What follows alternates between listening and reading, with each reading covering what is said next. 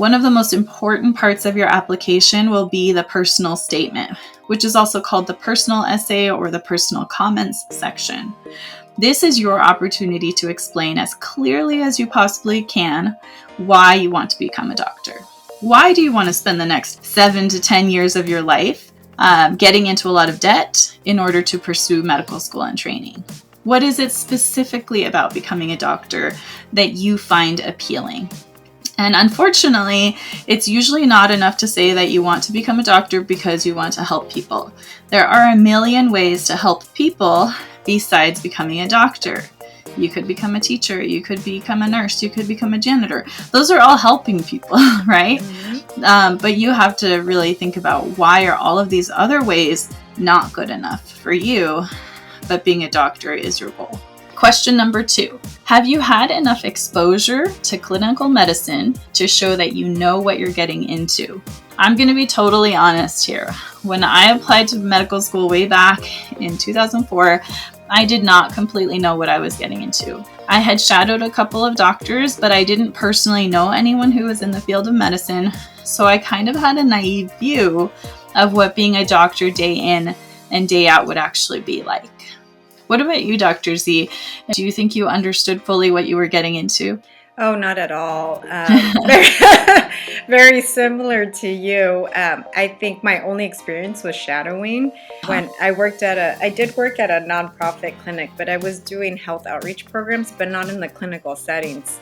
Right. But I had some doctors there that would allow me to go shadow them, but the day in and day out, not at all. I had no idea. Have you shown that you are a caring and compassionate person by engaging in service activities? So this is where all the volunteerism and service comes in. The fact is that medicine is a service-oriented profession. If you become a doctor, you will be caring for and serving people basically all of the time. You will have to show compassion for complete strangers, even when they are irritable or angry. You will sacrifice years of your life in education and training in order to be able to serve people in a very unique way. And there's no hard or fast rule about how many hours you need to serve or volunteer to apply to medical school. Many schools have a minimum requirement, however. For example, my local medical school's website says at least 36 hours over the past 4 years, but the most competitive applications have more than the minimum. I've seen students have anywhere from about 40 hours to over 400 or more. Do you have the personal attributes that it takes to be a great doctor? So, think about the people on these admissions committees. They're basically selecting the people that are going to be taking care of them when they're older.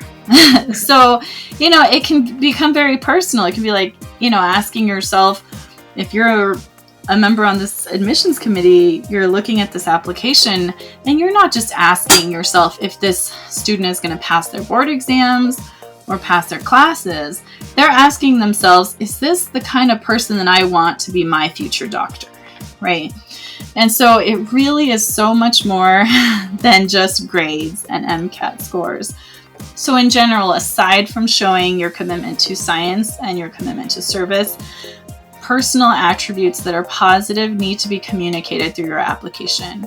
So it can be helpful to ask yourself if your application as a whole demonstrates that you have at least some of the following attributes: humility, compassion, open-mindedness, critical thinking skills, good oral and written communication skills, good social skills, teamwork, resilience, maturity, and valuing diversity. Many of these, by the way, are considered core competencies for entering medical schools by the American Association of Medical Colleges. So don't take them lightly. These really are important.